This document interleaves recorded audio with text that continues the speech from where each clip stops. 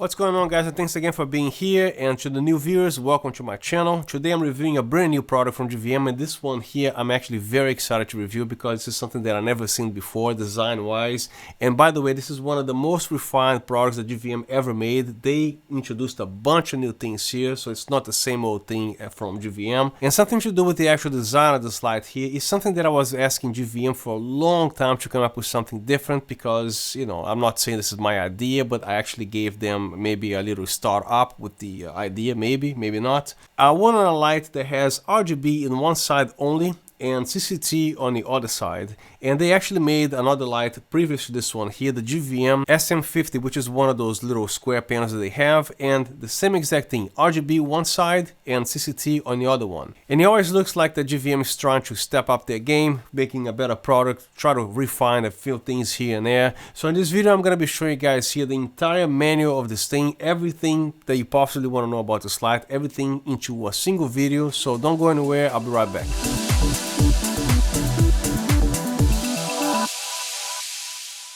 And a quick disclaimer, GVM sent me this product for me to test it out. I don't get paid to say anything here, and this video is not sponsored by GVM, and all my words and opinions, they are my own. So as you can see, GVM went 4.6 light years away, all the way to Proxima Centauri B to get the latest alien technology to make this thing happen here. As you can see, this is the coolest light. I don't think any other company is actually doing this. So RGB in the front here, the CCT on the back, or you can actually turn it around, make the CCT as the front and the RGB on the back. And this is a 100 watt light.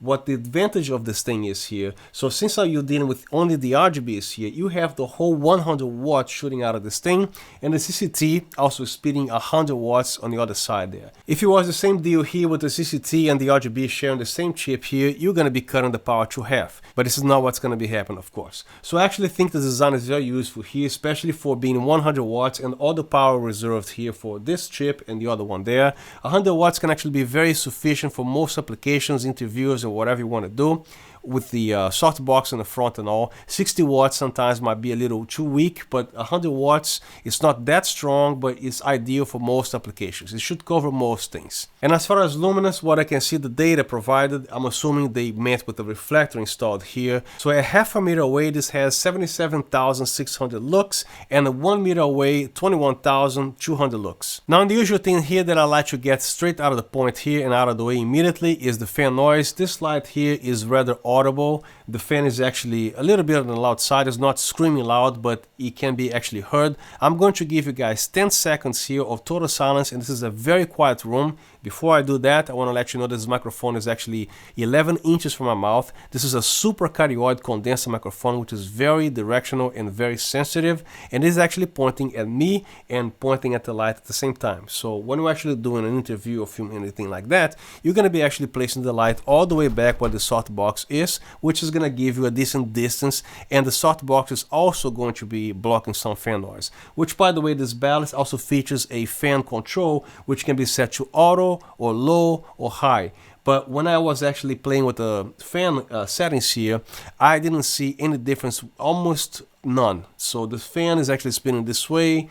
If it got quiet, it will probably be like, I don't know, 4% silence or whatever. And this light here is actually ice cold. I don't think the fan even needs to be spinning that fast here. I don't know what that's going to be on a very hot day, but right now it's actually almost uncomfortable to touch here. That's how cold it is in here. So this is actually the 10 seconds that I was promising I was going to give you, and here it is.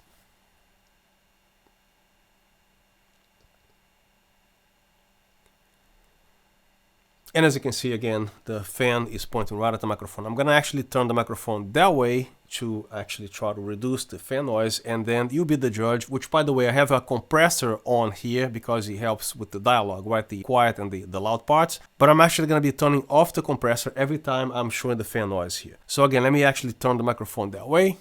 And this is what you hear with the fan right now.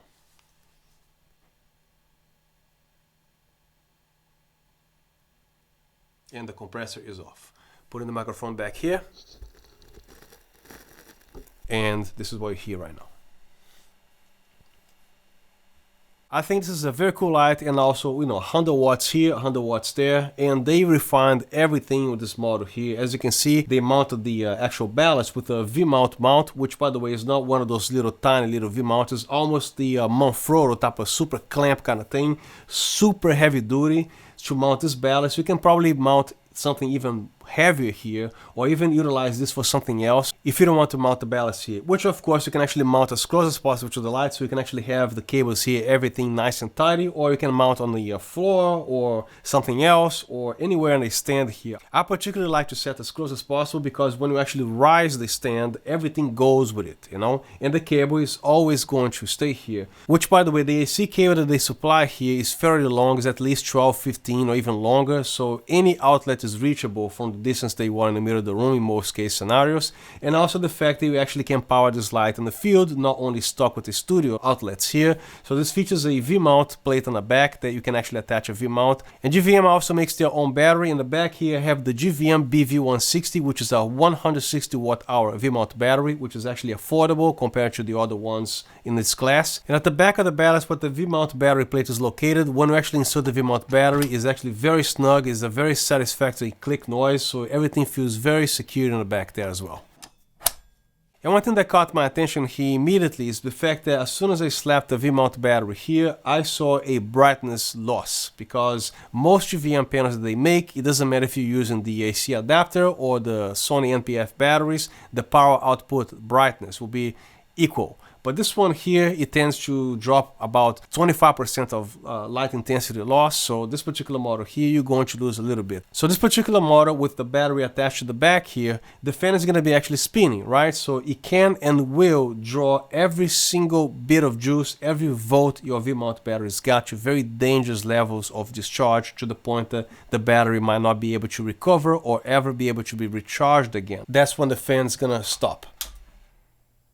So as long as you have this in here, the fan is not going to stop. There's no switch. There's a switch underneath here for the AC, but as soon as you put a V-mount battery here, that fan is going to be continuously spinning forever until the battery dies, like really dies. So everything here was so perfect until I found out that this actual problem exists. So as long as you have the battery in the back, the fan is going to be spinning, and it is what it is. So every time you are on break or you shut off the light, don't forget to remove the battery. But there are other lights that do similar things, not to actually pertaining to the problem of the fan constantly spinning, because some lights, they will draw overnight some power out of the battery. So it is always recommended, regardless what light it is, that you actually remove the V-mount batteries. If you're not using, if you're going to be using it tomorrow, after next week or whatever, remove the battery. But still, I think this is actually a big deal to not be able to shut off the fan as long as the V-mount battery is here. So I don't know. They will have to release this light with different boards and or a second batch or whatever, but this particular batch here, it is what it is. So the length of my videos here, this is not just a review of the ST100R. This is a mixture of a workshop, and sometimes I throw a lot of filmmaking tutorials and tips such as lighting, audio related things, softboxes, and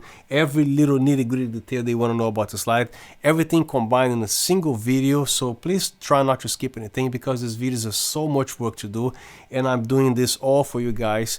So if you are interested in buying this light here, everything there is to know, to the very minuscule detail, you will find in this video here. So I actually really like this ballast. As you can see, it's a very tiny little compact thing. Everything is made of metal, and the robustness of the new cables they're making here, because of the RGB and the CCT, so all the wires are in this thick cable right here. So to insert the cable here, there's no way for you to make a mistake in polarity or anything like that, because there are different slots here, so there's no way to do it wrong. And then you finish screwing this little ring here, and this is not gonna go anywhere. This is actually very tight right here, and also features a DMX SLR 3-pin, which is actually very robust. Everything is very solid here. It barely even makes noise. So everything is very well built on here. And again, this whole thing is made of metal. And at the bottom of the ballast, you find a 3-prong AC jack and also a self-illuminated power switch you can actually turn on and off. And in between the two, there's a user replaceable fuse. In case something goes wrong, you actually can replace your own fuse here. And also inside the ballast on the boards, they also feature one fuse there to protect the board itself. So I actually opened this ballast so I know everything literally inside and out. I think this light is very cool, so versatile, and I'm gonna be using this light a lot. But there are two things that I don't like about this light. The first one that I already mentioned is the V-mount, that the fan is gonna be spinning forever unless you eject the battery out of there, which is a big bummer. And the second thing is the actual mount here, because I don't understand why they would build a light that is 100% metal. It's starting from here, even the ring here is made of metal, the whole thing here is metal. But the actual mount here, the whole thing is made of plastic. So all the way here, from the actual stand mount to the actual thing that, you know, moves the light this way here, everything is made of plastic, including the teeth here. I'm not sure how comfortable I'm gonna be if I have to actually install a heavy modifier here, because you don't want to over tighten anything here, because again, plastic with plastic is not what happens, right? It's gonna break. This particular light here, I still kept the original little knob here, but I actually changed to a ratchet knob that you can actually change the position here. You can actually pop this out and change it everywhere. It is actually shorter and is made of metal, so it's much better than this thing here, because sometimes this gets in the way, because once you mount a light here, this is not actually moving out of the way. It's gonna stop right here and it's gonna stay here.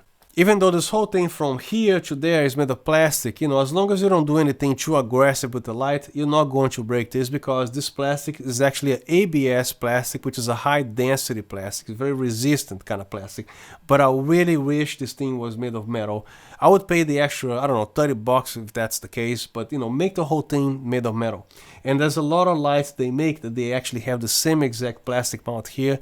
They need to start doing metal everything, especially on this area here, especially the softbox that you're going to be using and everything. You know what, I think I'm going to install a big modifier here, something like, you know, as big as 120 centimeters, to see how this thing is going to hold up, and then let's find out.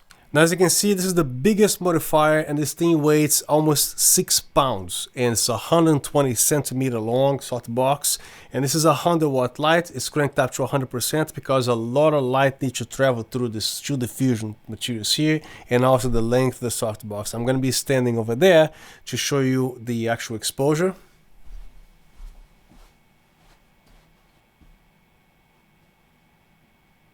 So as you can see, even with the modifier this big, with only 100 watts of power, is plenty enough for doing whatever interview or something with your movie set.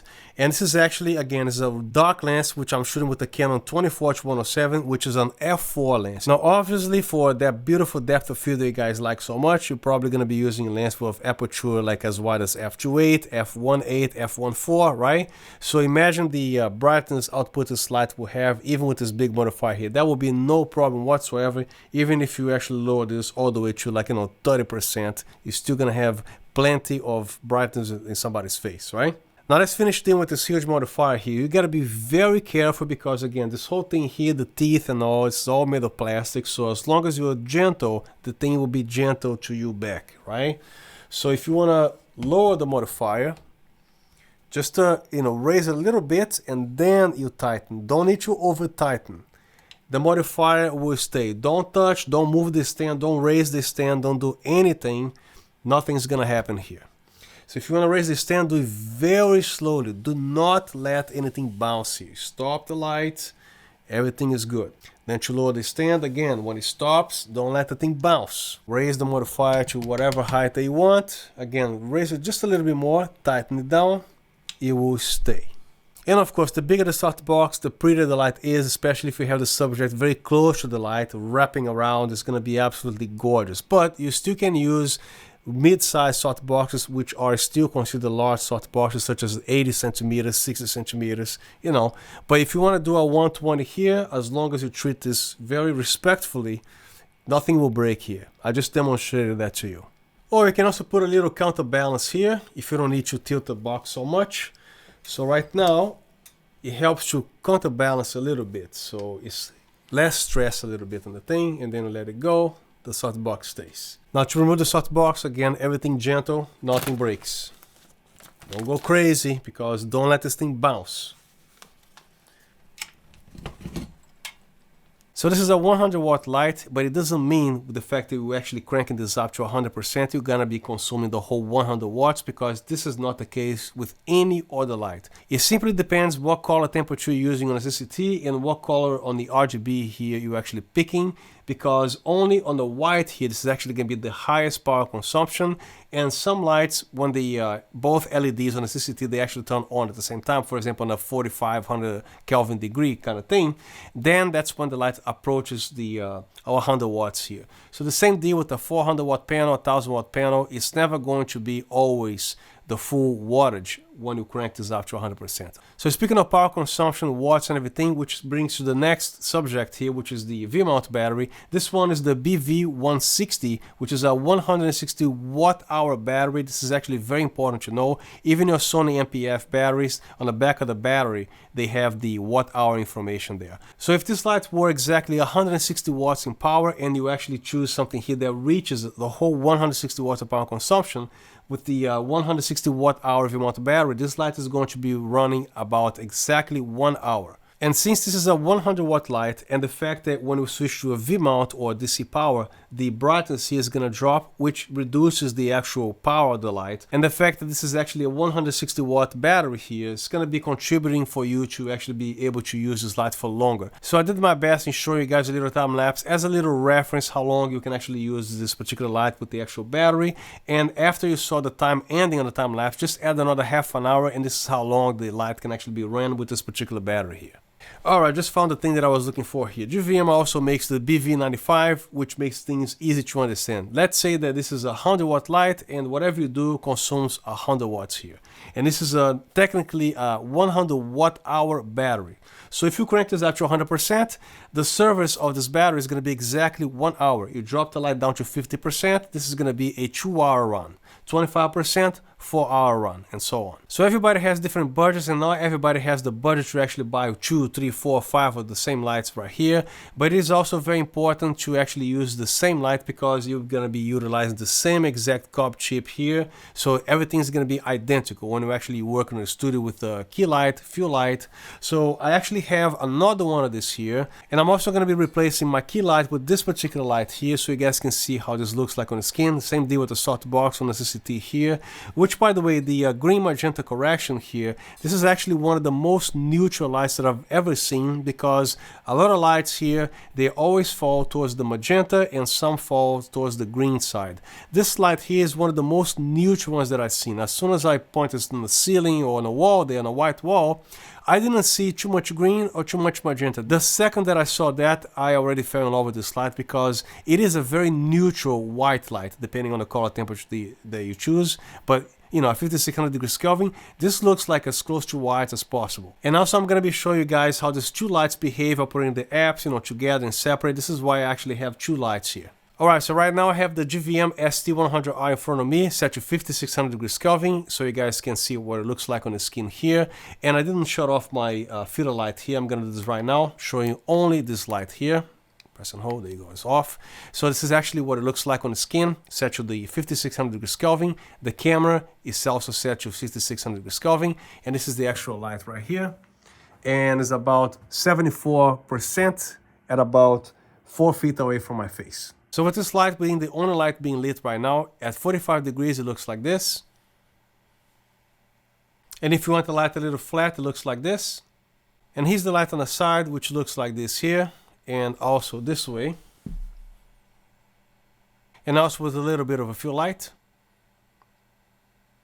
Now I'm going to be showing you guys one of the most important features to me, that it is the ability of how low this thing can get. I'm not talking about 1% increments, I'm talking about 0.1% increments. For example, 0.4, 0.5, 1% and all, right? So this is how you can actually expose properly on camera that RGB in red there that doesn't look like this here. This is absolutely fantastic, and this is actually the first time that I've ever seen something like this in a GVM product. So I'm going to be actually spinning this to the CCT here and to show you guys something. So right now I have this light as close as one fist away. My hands are closed, so my face is right here. So let's drop it down to 0%. So right now I'm at 0.0%, and the LED will turn on, I believe, at 0.5%. This is how weak that is. So turning back to my face here. You can barely see my face, just a reflection on my glasses there. And again, I am actually less than 5 inches away from this light. And 0.6, 7, 8, 9, 1%. 2%, 3%, 4%. And let's see how we can actually work the color temperature. And it looks like it works even at this very low percentage right here. So all the way from 7500 all the way as low as 2700 degrees Kelvin. So it's still actually rather smooth as we actually ramp it up or down, something like this particular percentage. So just in case you're doing a astro time lapse, you know, the stuff that you take a photography of the sky, and then there's a tree and a shot, a little bit of a grass or a lake, somehow you want to light up the landscape there to a certain degree, and you're doing a 1 minute exposure, this is when these things are extremely important and useful to have. This little kiss of light right here. Or if you're shooting something extremely ridiculous at 128,000 ISO, whatever that is they need a little bit of light, or you're actually painting with light with a time exposure in photography or whatever, this is actually one of the things that you can actually do with something this dim right here. And then of course you can go as ridiculous as this, right? So let's dive in right into the ballast. At this time I have the actual AC cable plugged in, so turn on the power. Then you hear the fan going. Now you press and hold this button. Firmware version appears. Right now we are on CCT. So I'm gonna go to the menu first. Press quickly. Then you have your DMX setup, the dimmer curve, light frequency, Bluetooth reset, fan mode, display setup, and go back to the factory reset. Then scroll all the way up here, DMX setup again. I don't use DMX, so I'm gonna skip this. So the dimmer curve is also something that I've never seen on the GVM light before, which is cool. So simply quickly press this button here and we access the dimmer curve, which we have all for the linear, logarithm, exponential, and S-curve. I particularly prefer the linear here, so I'm gonna leave it this way. But if you wanna change it, simply rotate this knob right here and make your decision there. Every time I wanna go back one step, press the back button here quickly. And then the light frequency, press it in. Then you have the 25 kilohertz, leave it this way here, because if you mess with this, you're gonna introduce some flickering or whatever. The factory default is 25 kilohertz, in which I'm gonna leave the way it is. Press the back button again.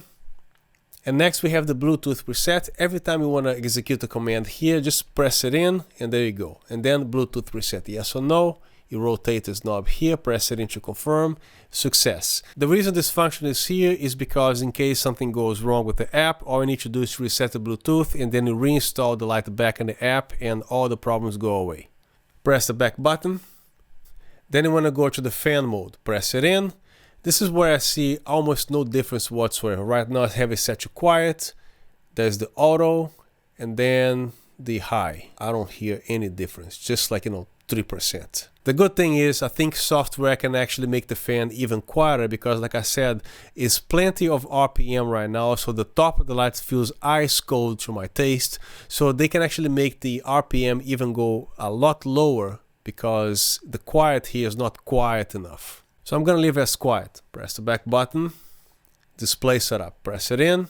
Then you have the actual brightness of the display here from 10 all the way to nothing.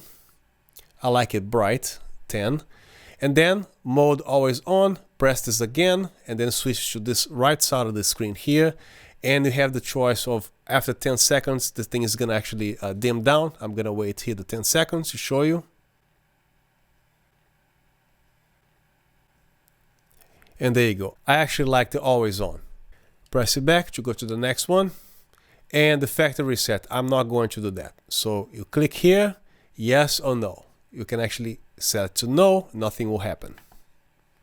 Press back. Now you are on CCT. This knob here is always going to control the intensity. So right now you don't have only 0%, you have 0.0%. So 0.1%, 0.2, all the way very quickly to 100%. So nearly a turn and a half you are all the way to 100%, and a turn and a half you have the whole thing shut off. And the next one, you adjust your color temperature from 2700 degrees Kelvin in 100 Kelvin increments very quickly all the way to 7500 degrees Kelvin. And on the application, you're gonna find 3 presets for daylight all the way to tungsten and somewhere in the middle as well. And this button right now doesn't do anything on CCT. Next, we're going to switch to HSI, which, by the way, the percentage here, how bright the light is, you can actually control separate. Let's say that on the HSI you want 3%, and then you want to go back to the CCT. Now it's at 0.1%, 0.3. You go back to the HSI, is at 3%, which is great. On HSI, this knob also adjusts the brightness. This one here is going to adjust your hue very slowly or very quick, all the way to the 360 scale. And also notice how smooth the actual color change is. There's nothing jumping here, everything is butter smooth. And this knob is going to adjust the saturation all the way to white.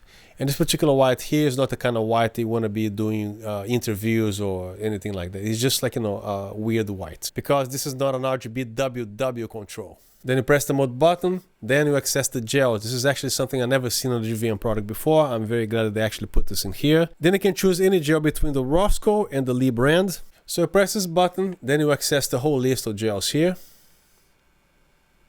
Then when you press this button, that's when you actually adjust your intensity right here. Press this button one more time, it's going to take you back to the actual gel list, and then you turn the knob. Now you're going to the Roscoe one, press it in, you select whichever one that you want, and the same identical thing. Press it in again, you can actually adjust the actual brightness. Press it in again, it goes back to the Roscoe list. Then you press the mode button, it's going to take you to the RGB. When everything is set to 0, you have nothing. So this knob here controls the intensity and nothing is happening here. You have to actually press it in to access the bottom line here. And then if you want red only, this is actually your full percentage right here. 255 means 100%. And of course you can actually mix all the colors here. But for that case, I would rather be on HSI, which is a lot easier. So right now I rotated the light around, obviously, so the actual light reaches the wall. So press the mode button, takes you to the source matching, which is a new thing that GVM also put in here, which is pretty cool. So to change the brightness, you don't press anything. You just turn this knob, pressing it in, that's when you actually access everything here. Then you have the tungsten source, the HMI 5600, the HMI 6000. As you can see, the color temperature changes slightly, of course, from 5600 to 6000 degrees Kelvin. And then the studio lamps right here, and then sodium lamp, halogen, arc lamp, candle, sunset sunrise, daylight, overcast sky, and CFL cool white. Press the mode button once again, you have your white effect. So here's the effect, nothing happens because you have to press it in always. And then that's when you switch to the bottom display here, and then you do your intensity. And of course you can also adjust your rate to very fast, all the way to as slow as number 1. To access the next one, press this button and then you switch to the candle. So every time you set the effect, don't forget to press this in once again, and then you actually have the control of the stuff on the bottom here. So the intensity over here, and you can also make a candle, if you will, at 7500 degrees Kelvin, if that was such a cool candle. But 2700 degrees Kelvin, it is what it is. And also, again, the rate here. So you can actually play with these rates and everything to achieve what you want. Press it again. The next one is going to be the bad bulb. You can actually go all the way to 7500 Kelvin, and then the rate, of course. Press it again. The next one will be the TV. Same exact thing here. The next one will be the paparazzi, and the same exact thing that you can do here. And here's the explosion. The explosion is kind of cool. This is an effect that GVM didn't have here before. And then press it in to control the bottom here. You have the rate. Then press it in again. You have the pulsing. This is a cool one too. Press it in to control the bottom here. So you can actually make the light breathe this way. Also, the color temperature can go all the way down to 2700 degrees Kelvin. So the light breathes. This is actually a useful effect actually. I think the pulsing is the last one. Press the mode button. Now you have the color effect, in which I have to rotate the light again to project the light in the wall there. And of course you have the option to shut it off, but the first one here will be the disco. Press it in to control the effect. You have your intensity here, and then your saturation, and then your rate. You can actually slow this way down if you want. Then you press it in. The next one is going to be the cop car, which I showed you before. And then the party mode is similar. You have the same intensity here and everything. You already know what this do. Now the next one here is a very useful one, always, the hue loop. Then press it in. So you control the rate right here. It goes very slowly to something in the middle, all the way to something very fast. And that's pretty much it for the color effects. Press the mode again. It takes you back to the CCT page. And that should conclude the Ballast menu. So right now it's time to show you guys the app. And this particular model here, they completely redesigned the entire application. There are a lot of things here that you want to see that you haven't seen before. So let's launch the app. And there you go. So apparently they're all here. I'm actually going to be deleting everything here. So let's remove. Okay, remove just for you guys. I'm going to have to start the whole thing here. So manage, remove, done.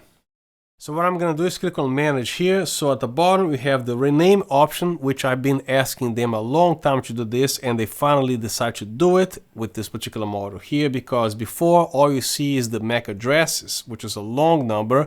Now you can actually rename the light, you know, light number 2 or the key light unit or whatever you want to do. So it's very easy to find out now. So click on add device, and then you see at least one over there. Now this is why you don't see anything here, because the other light is off. So I just brought the light on set and I'm gonna turn it on. So when you actually click start connecting, please select the device to be connected. So on this little check mark here, you're gonna simply tap in here, and then it's on, start connecting. One device is connecting. It takes a few seconds, but it definitely connects. There you go, done. Now I'm gonna manage just one device right now. So click manage, and then you hit console. And then you have your thing here. So let me see, is this one here? Okay, good. Now I'm gonna be actually resetting the Bluetooth, because I was actually demonstrating before. I was messing with the lights, so I'm gonna reset. It should be appearing right here. I'll go back here, add device. There you go. Don't forget to select right here on this little check mark here. Click there, start connecting. There you go, hit done. Boom. Then I'm gonna hit manage here. This is the first time I'm actually installing this light here. So hit console. And then let's see which light is actually responding. Is that one right there. So I'm actually gonna rename this here. Rename.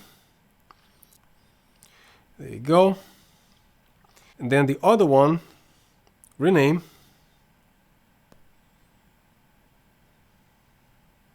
That's all you gotta do as far as name go. So whatever name they want, just put a tape in there. You're gonna know every time which light is which one.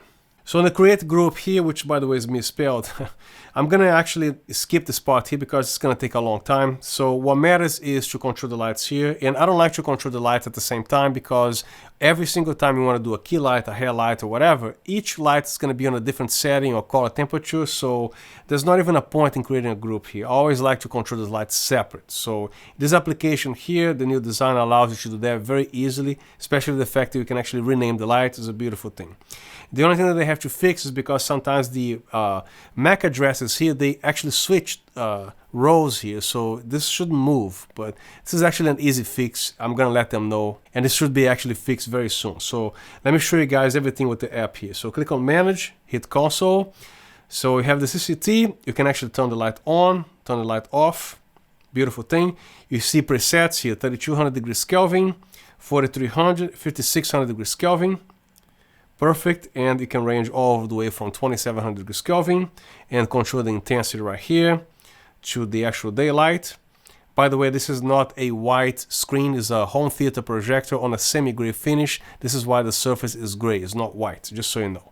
And then you can also have the dimming curve options here, the linear, exponential, the logarithm, and S-curve and all that. And also, not only you can actually adjust the percentage here with the 0.1%, you have the minus and plus all the way on the corner of the thing here, so you can actually very fine-tuning control the percentage instead of, like, you know, sliding a thumb here, try to do the 3.8%, you can actually do this here, right here. So since I have the two lights here, I don't even need to bother to rotate the actual light to project the actual colors on the wall there. So I'm gonna go to the other lights. So manage, the second one, hit console, and there you go. The other light is responding, the intensity and all there. So as you can see, the actual ramp here is very smooth. There's no jumping of any kind. It's very nice. You control the saturation here to nothing, all the way to full color. And then you actually have the slider here, which is only RGB, so you can do red only, green only, or blue only. Or also a mixture of everything here. But in this case, it's easy to go to the HSI, which is the next thing that I'm doing here, and also you set your intensity, And the colors here, the same exact thing, beautiful. And then step back here, and then you actually have the gels here, very easily accessible, each and every one of them here.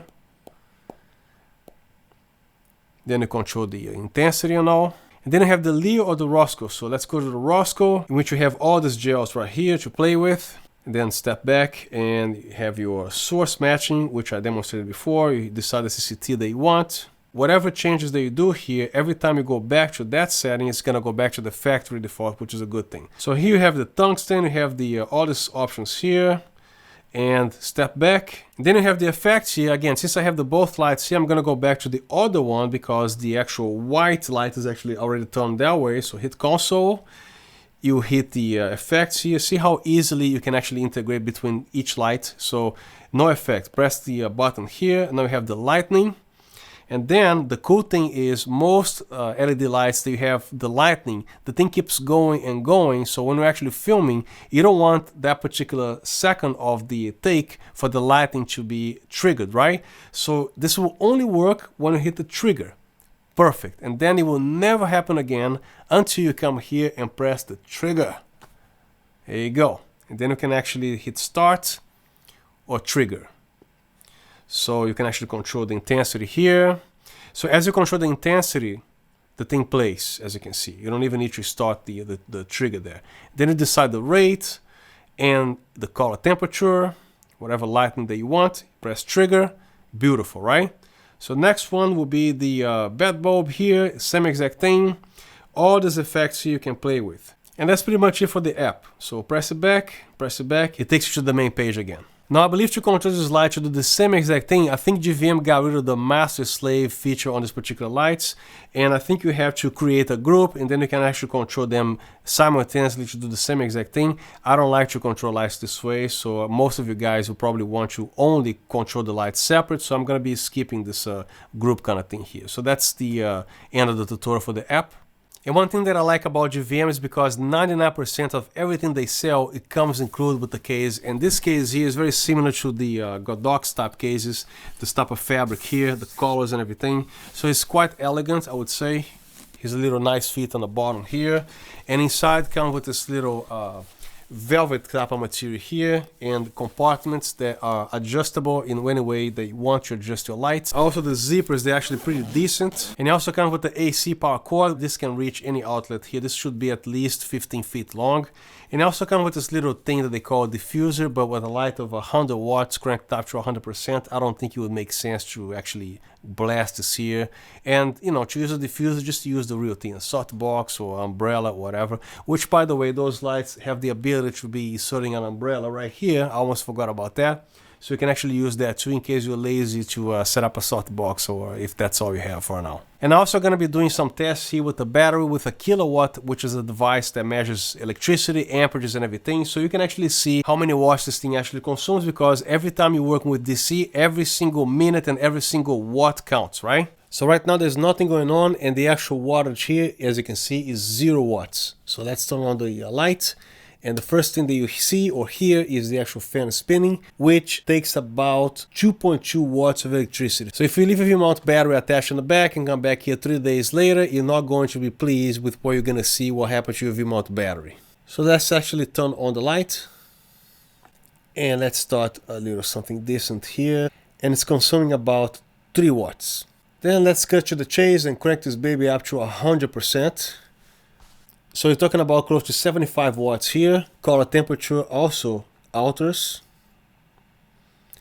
So 87 watts, 88, something like that. Let's see at the other extreme here, 7500 Kelvin.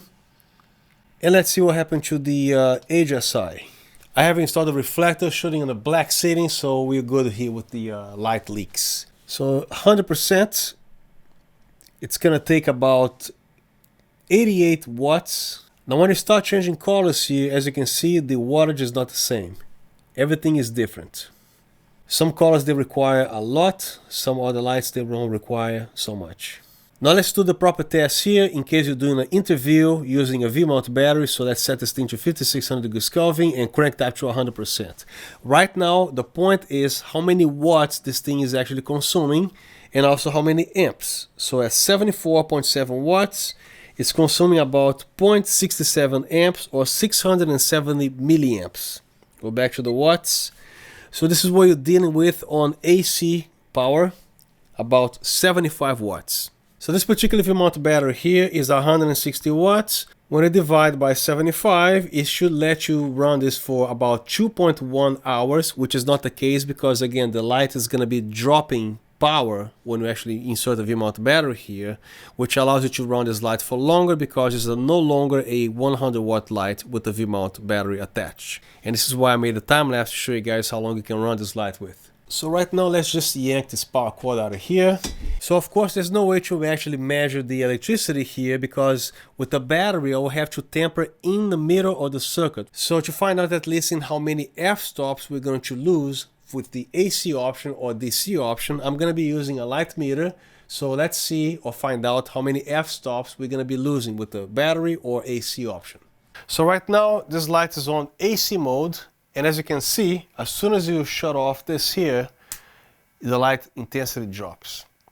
Put it back on, the light actually gains power, right? So I'm gonna find out how much we lose here, at least in f-stops, right? So I have the light here cranked up to 100%. It doesn't matter the percentage, the intensity, it doesn't matter the distance of the light. The only thing that matters is as long as the light meter does not move, because if you move the light meter closer or further, it's going to alter the reading here. So here's the test here. I have managed to have an exact f-stop right here, which is f8. So it makes things easy for us to understand instead of having a broken number f8.3.7, right?